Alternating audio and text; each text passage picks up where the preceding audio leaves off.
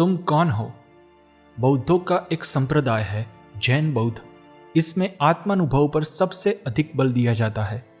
इस संप्रदाय का एक साधक गुरु से जाकर बोला, गुरुदेव, मैं कौन हूं यह जानना चाहता हूं। गुरु ने उससे पहले क्रोध से देखा, फिर धक्का देकर उसे बाहर निकाल दिया। उसने बहुत अपमानित महसूस किया। वह मुख्य गुरु के पास दौड़ता हुआ गया।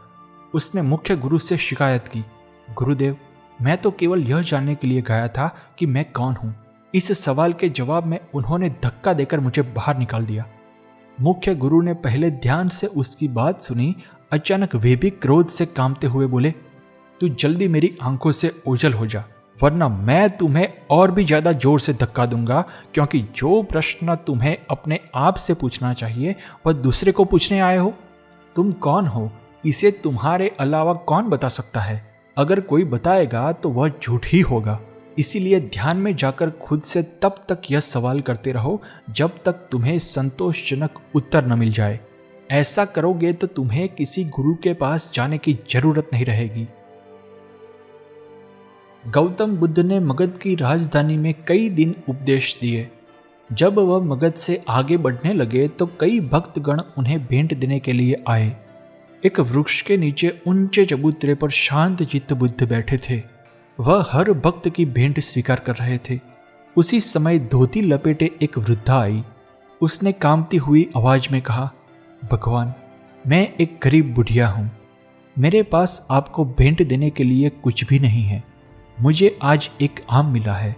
मैं इसे आधा खा चुकी थी, तभी पता चला कि तथागत आज दान ग्रहण करेंगे।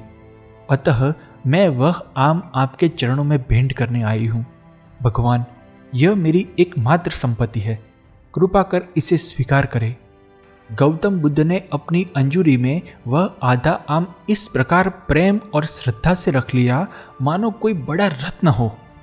वृद्धा संतुष्ट भाव से लौट गई। मगध के राजा बिंबिसार यह देखकर चकित रह गए।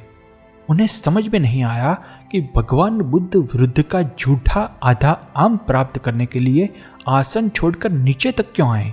उन्होंने भगवान बुद्ध से पूछा, भगवान, इस वृद्धा में और इसकी भेंट में ऐसी क्या विशेषता है? बुद्ध मुस्कुराकर बोले, राजन, इस वृद्धा ने अपनी संपूर्ण संचित पूंजी मुझे भेंट कर दी है, जबकि आप लोगों ने अपनी संपूर्ण संपत्ति का केवल एक छोटा भाग ही मुझे भेंट किया है, वह भी दान के अहंकार में डूबे हुए। आप अपनी बग्घी और घोड़े पर चढ़कर आए हैं और देखिए उसके मुख पर कितनी करुणा और कितनी नम्रता थी। युगों युगों के बाद ऐसा दान मिलता है राजन। तेज गर्मी पड़ रही थी। महात्मा बुद्ध चलते चलते थक कर पेड़ के नीचे बैठ गए।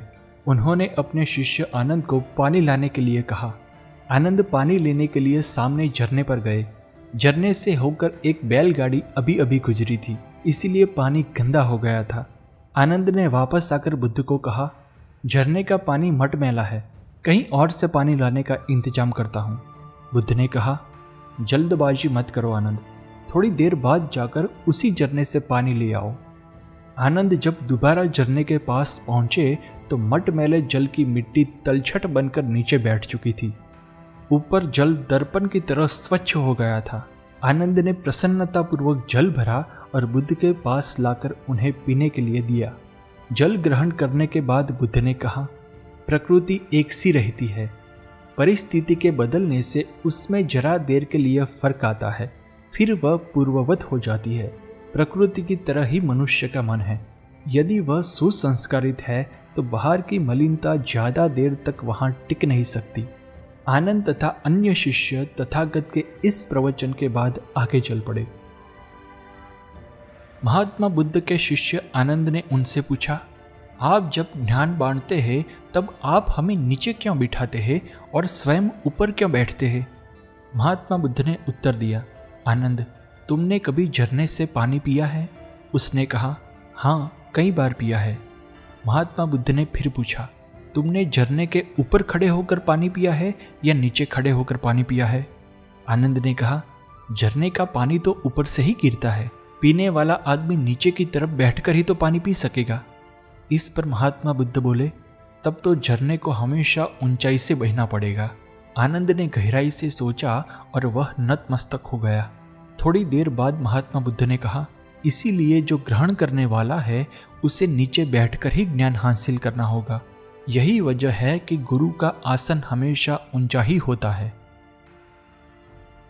ऐसा कहा जाता है कि अजात शत्रु ने अपने पिता का वध करके राज्य तो हासिल कर लिया, लेकिन उसके मन में हमेशा यह बात आती थी कि उसके पिता की हत्या का पाप उसे अवश्य लगेगा। प्रायश्चित के लिए उसने कुछ पंडितों से परामर्श किया। उनकी सलाह पर अजात शत्रु ने पशु बलि वाला यज्ञ आयोजित किया। बुद्ध ने जब यह सुना तो वे सीधे अजात शत्रु के आंगन में जा पहुंचे। राजा के हाथ में एक तिनका देते हुए बुद्ध ने कहा, अब इसे तोड़ो। अजात शत्रु ने उसे तोड़ दिया। फिर बुद्ध ने कहा, अब इसे जोड़ो। अजात शत्रु बुद्ध का मुंह ताकने लगा।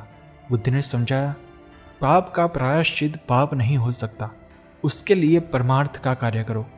अजात शत्रु बुद्ध की बात का मर्म समझ गया। उसने पशु बलि का यज्ञ बंद कर दिया।